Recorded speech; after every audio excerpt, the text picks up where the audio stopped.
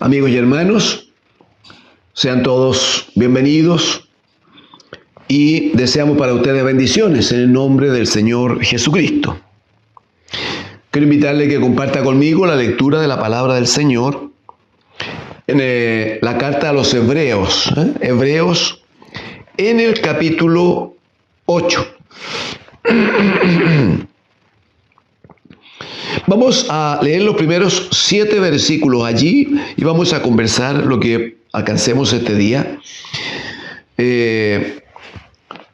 A ver si el Espíritu del Señor en su gracia, en su misericordia, nos da la mejor claridad que requerimos para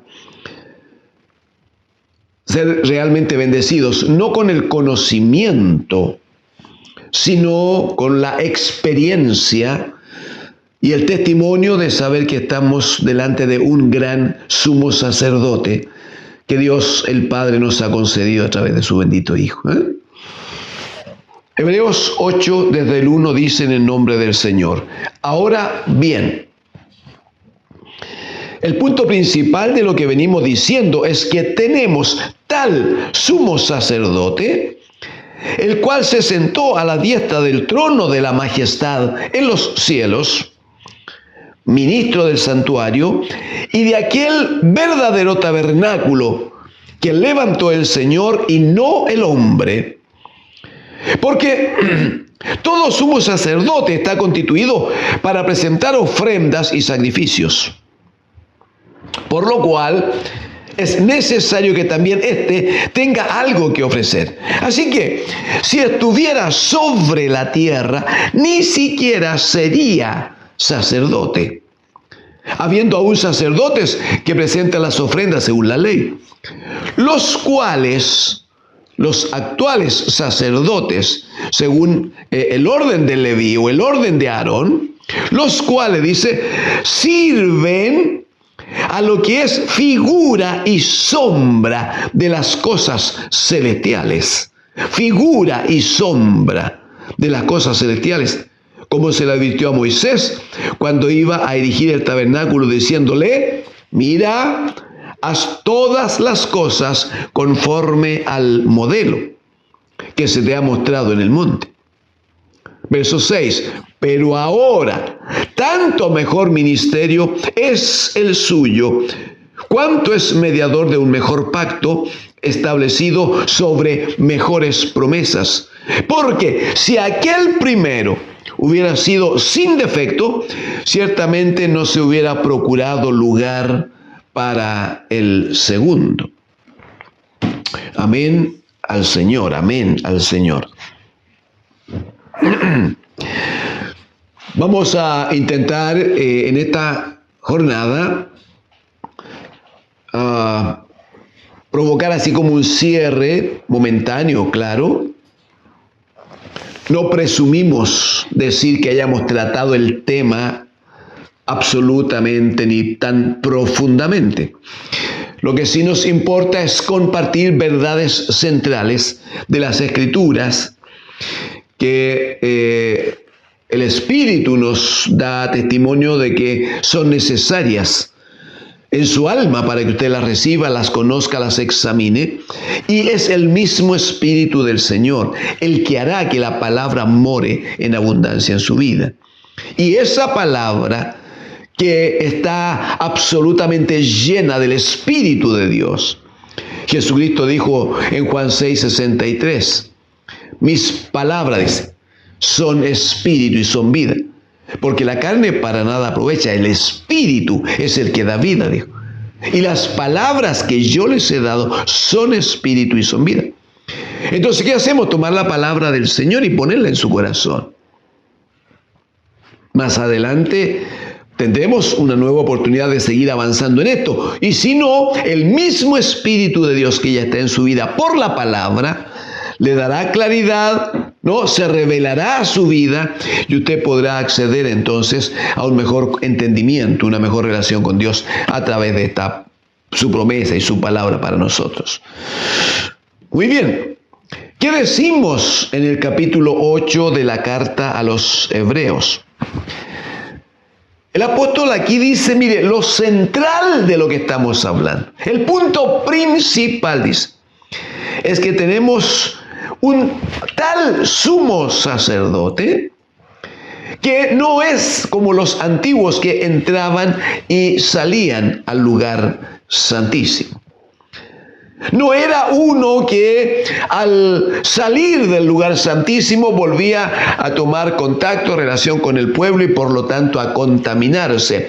Y la nueva entrada al lugar santísimo era muy riesgosa porque el sumo sacerdote podría no estar preparado. Sus vestimentas podrían no ser las adecuadas. Entonces, ¿qué hace este bendito y gran sumo sacerdote? Según este nuevo orden, el orden de Melquisedec, dice, él entró y se sentó a la diestra del trono de la majestad en los cielos, siendo, dice, ministro del santuario y de aquel verdadero tabernáculo que levantó el Señor y no el hombre. Claro, estamos hablando de que el primer tabernáculo que fue levantado por el pueblo de Israel en el desierto, lo hace bajo la instrucción específica, precisa de Moisés. Un Moisés que cuando sube al monte Sinaí a hablar con Dios, Dios le da las indicaciones, le da medidas, pero Dios también tiene el cuidado de mostrarle el modelo verdadero respecto del cual ha de tomar referencia Moisés para hacer su tabernáculo. Si usted me acompaña allí mismo en el capítulo 8, en el verso 5, dice allí que los sacerdotes del primer pacto, dice, sirven a lo que es figura y sombra de las cosas celestiales. O sea, está diciendo que en ese pacto y en esa forma de culto, dice, no se manifestó la esencia misma. Cuando el sumo sacerdote y a través del sumo sacerdote el pueblo entraba al lugar santísimo, no estaban entrando a la presencia misma de Dios, sino que todo era figura y sombra de las cosas celestiales. Por eso que se le advirtió a Moisés cuando iba a erigir el tabernáculo, diciéndolo, mira, haz todas las cosas conforme al modelo que se te ha mostrado en el monte. Si usted me acompaña a Éxodo 25, por favor. Éxodo 25, amigos, hermanos.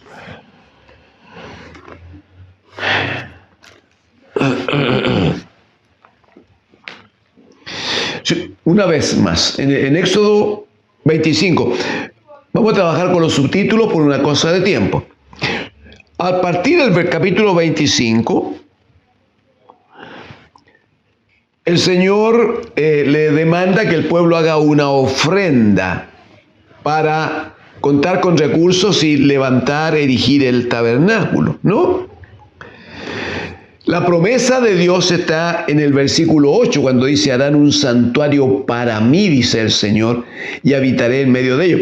Sí, pero ese santuario o ese tabernáculo lo tiene que hacer el pueblo. Uno dice, obvio que sí. No, porque estamos diciendo que en este primer pacto todo era figura y sombra de las cosas celestiales. Entonces, una primera cosa que el pueblo levanta un tabernáculo. El pueblo levanta este tabernáculo. Claro, era un santuario que el Señor dice es para mí. Y dice, aunque ustedes lo hayan hecho, habitaré, dice, en medio de ustedes. Está muy bien. Versículo 9 dice, ¿cómo lo harán? Conforme a todo lo que yo te muestre. El diseño del tabernáculo y el diseño de todos sus utensilios. Así lo haréis, conforme a todo lo que yo te muestre.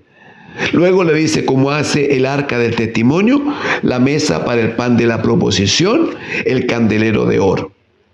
Y termina en el versículo 40 del capítulo 25 diciendo: mira y hazlos conforme al modelo que te ha sido mostrado en el monte.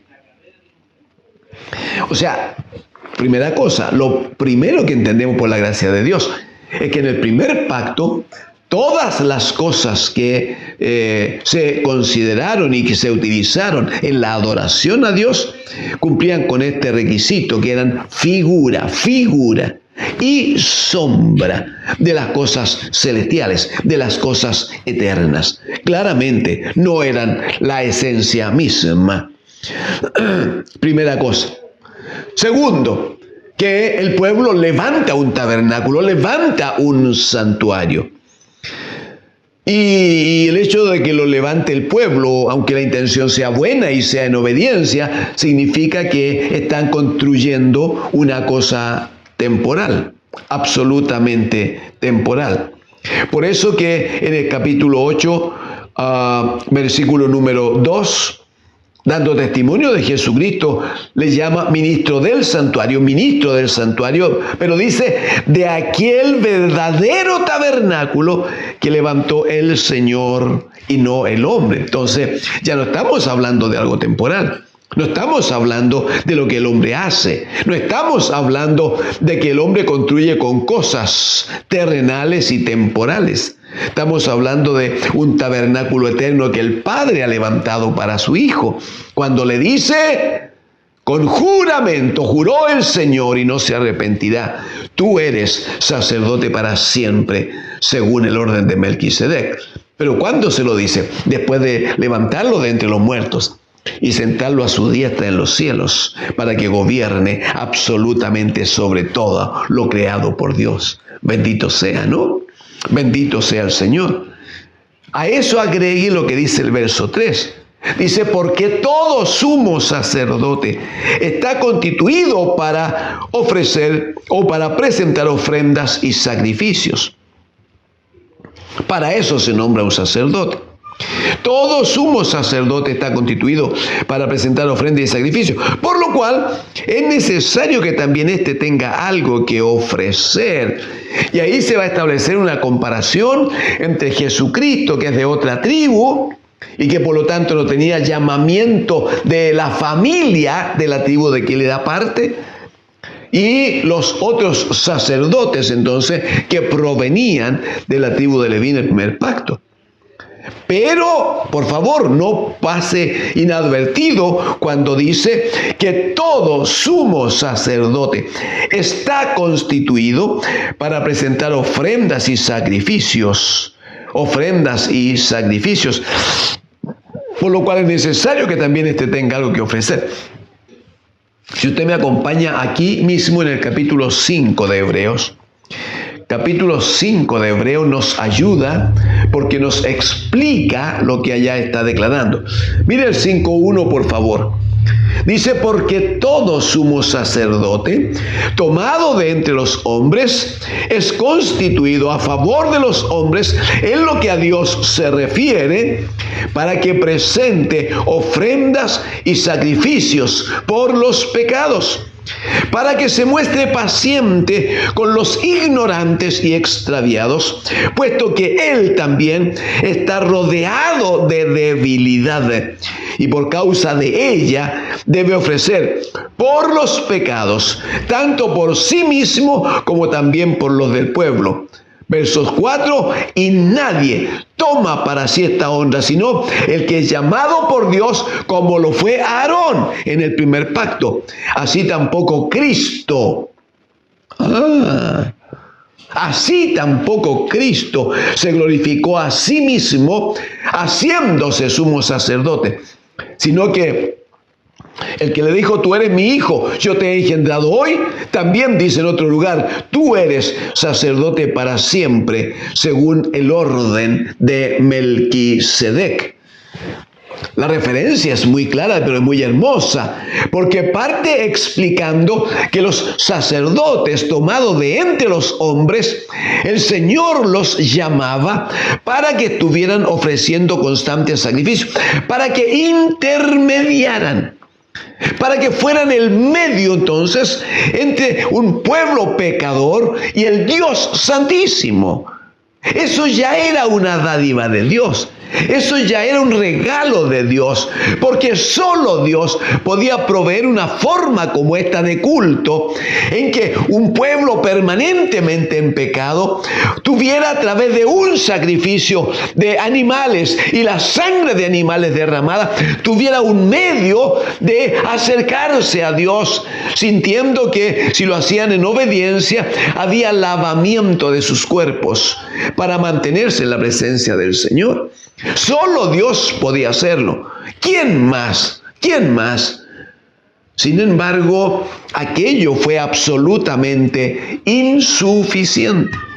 Aquello no cubrió, claramente no permitió que el pueblo llegase a acercarse a Dios. En el capítulo 4, aquí mismo de Hebreos, capítulo 4, verso 2, va a decir, porque también a nosotros, en la condición de pueblo, no ellos como pueblo de Dios, nosotros ahora como pueblo de Dios, va a decir, porque también a nosotros se nos ha anunciado la buena nueva como ellos, la buena nueva, el Evangelio de Cristo, ¿no? Pero dice, a ellos no les aprovechó el oír la palabra, el oír la buena nueva, por no ir acompañada de fe en los que la oyeron, por no ir acompañada de fe en los que la oyeron. O sea, el punto es entonces reconocer, amados hermanos, que tenemos una ventaja, es más que ventaja, tenemos una grandísima bendición que Dios el Padre nos ha dado a través de Cristo, su amado Hijo. El Padre nos permite que a través de su Hijo nosotros participemos con Él en la presencia misma de Dios. Hermanos, nosotros, dirá la Escritura en el capítulo 2 de Efesios, dice que respecto de esta bendición de Dios, no solo, por favor, versículo 5 y 6, dice el 5, aún estando nosotros muertos en pecado, nos dio vida juntamente con Cristo. Por gracia soy salvo, verso 6. Y juntamente con Él nos resucitó, aleluya, pero dice, y asimismo nos hizo sentar en los lugares celestiales con Cristo Jesús. O sea, cuando Cristo el Señor entra a la presencia del Padre, pero Él no entra y sale. Él entró una vez y para siempre. Entonces, cuando Él entra a la presencia del Padre, cuando Él entra al lugar santísimo, cuando Él entra a este verdadero tabernáculo, no hecho por los hombres, sino que establecido por Dios mismo, un tabernáculo santísimo y eterno. Cuando Cristo, nuestro gran sumo sacerdote, entra a la presencia misma de Dios, nosotros entramos en Él y con Él, porque la iglesia de Dios es el cuerpo de Cristo. ¡Aleluya! ¡Aleluya! Cuando Él entra a ofrecer culto al Señor, entonces en Él y con Él también nosotros participamos activamente. Permítame terminar con esto. En el capítulo 2 de Hebreos, es por esta causa que el Señor dice, mira el verso número 11, capítulo 2, verso 11, por favor. Dice, porque el que santifica, por cosa de tiempo debo decirle que el único que santifica es Cristo el Señor. Él es el que nos santifica. Pablo dirá a los Corintios en la primera carta, en el primer capítulo, dice que Dios nos ha sido hecho en Cristo sabiduría, justificación, santificación y redención. Entonces, porque el que santifica, dice, Y los que son santificados, nosotros, de uno son todos, no hay duda, del Padre. Por lo cual, dice, no se avergüenza de llamarlos hermanos. ¡Aleluya! ¡Bendito! El Dios de los cielos, el Señor de la gloria, el eterno, aquel que se sentó a la diestra del Padre para gobernar por siempre y para siempre, no se avergüenza de llamarlos hermanos, diciendo, anunciaré a mis hermanos tu nombre, y en medio de la congregación te alabaré, y en medio de la congregación te alabaré. Amigos y hermanos, que Cristo sea nuestro gran sumo sacerdote, según el orden de Melquisedec, no es solo una vuelta de hoja, no es solo un cambio de folio. Amigos y hermanos, el Padre ha dispuesto en Cristo su Hijo para nosotros una bendición que claramente no siquiera tiene posibilidades de entenderse con nuestra mente temporal y carnal. Necesitamos creer a Dios el Padre, necesitamos creer a Cristo, que es la palabra que nos ha sido confiada. Necesitamos confiar en el amor con que Dios nos ha amado y entender que ahora mismo estamos sentados con Cristo en los lugares celestiales y ahora mismo tenemos plena libertad para estar en la presencia de Dios. Por eso es que cada día usted y yo al orar le llamamos Padre nuestro. Aleluya. Y Él nos oye y Él nos atiende y descargamos en Él a través de Jesucristo el bendito Hijo nuestras cargas, nuestras penas, nuestras necesidades. Pero también rogamos que Él siga gobernando sobre nuestras vidas. Amigos y hermanos, no desprecie esta oportunidad. Jesucristo es nuestro gran sumo sacerdote y Él no se cansará de interceder por nosotros, si es que nosotros le demostramos amor y obedecemos a la palabra que Él nos ha confiado. Que Dios, el Señor, siga bendiciendo sus vidas. Amén.